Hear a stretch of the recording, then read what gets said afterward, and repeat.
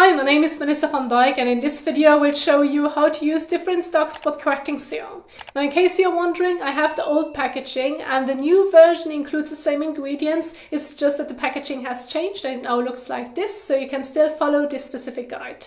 Now, the serum contains 4% niacinamide along with sodium ascorbyl phosphate, which is a vitamin C derivative. Now, niacinamide can help us in reducing inflammation and hyperpigmentation, such as dark spots, to make the skin tone appear more even, while sodium ascorbyl phosphate acts primarily as an antioxidant and can help to further brighten the skin while also providing some anti-aging benefits. Now, it also contains natural oils and extracts such as sea buckthorn berry and sunflower seed oil, which provide nourishment and have antioxidant properties. However, the serum does contain fragrance, which I find is very subtle, and it includes alcohol. Now, alcohol can help in ingredient penetration and provide a lightweight feel, which, if you have an oilier skin type, you might appreciate. But due to its drying effects, it's not so suitable if you have a drier skin type, and even if you have normal to oily skin, I recommend pairing it with a lightweight gel-based moisturizer to help balance the moisture levels. And so this brings me to the example skincare routines that I have prepared for you, so that you can learn the order of application and how I would recommend using it for best results. So in the morning, you cleanse your face with a cleanser suitable for your normal to oily skin. Then pat the skin dry. After that, if you have a hydrating toner, you could include that one. And I've included the one from Differin, which is quite nice to be honest. But also another option which could work well, and this is Isntree Green Tea Fresh Toner, which adds great antioxidants to the skin and a layer of hydration before then applying Differin's correcting serum to the skin.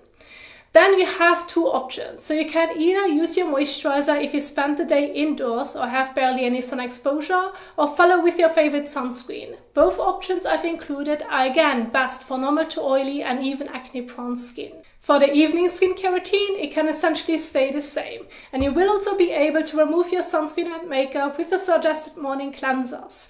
However, they will remove much more effectively with a balm cleanser, so this is where you can see it right here as the first step. And you can use it on its own or do a so-called double cleanse, where you use at first your balm cleanser to gently remove your sunscreen and makeup from the skin, and then use your gel to foam cleanser to go over it again to remove any last residue. And this is how I generally recommend doing this, but adjust it to your needs. Now, for the rest of the routine, it stays the same, but of course without the sunscreen, as there's no sun, and you're doing this just before going to bed. Also, the example routines that you just saw with the directions can be downloaded from the description box below. But now I want to head into the demonstration, and of course we are starting off with the cleansing step, and I'm going to use Beauty of Joseon's Green Plum Cleanser, which by now has become one of my favorite cleansers, as it is very hydrating and effectively removes excess oil, dirt, sweat, light sunscreen and makeup from the skin. So let's get started. Begin by cleaning your hands if they aren't clean. So take your favorite non-drying hand soap and properly wash them for at least 20 seconds. Then pat your hands dry with a clean towel. Wet your face with lukewarm to warm water. Next, dispense a small amount of the cleanser onto your fingers. Foam it up between your hands. Then evenly massage it all over your face and neck for 15 to 30 seconds. Rinse well with lukewarm to warm water. As an additional tip, I recommend using a soft, clean, damp microfiber washcloth to help remove the last traces of your cleanser, sunscreen and makeup, especially along the hairline. If you have used a washcloth, then I recommend rinsing again several times, making sure that everything is properly removed from the skin. Then take a clean towel and pat the skin dry. Now you could apply Differin's dark spot correcting serum right away. However, if you have a hydrating toner, now would be the time to apply it.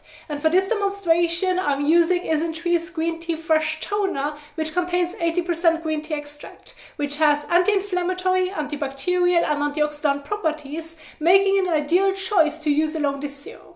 To use, dispense about 10 drops or coin-sized amount of the toner onto the palm of your hand. Rub hands together to distribute the liquid. Then evenly blend it over your face. You can also blend it towards the neck if desired. Leave it on the skin and do not wash it off. Give it a minute to absorb and then move on to different dark spot correcting serum. To use, dispense about a pea-sized amount onto your fingertips. Rub fingertips of both hands together. Then blend it evenly over your face, avoiding the eyelids and lips.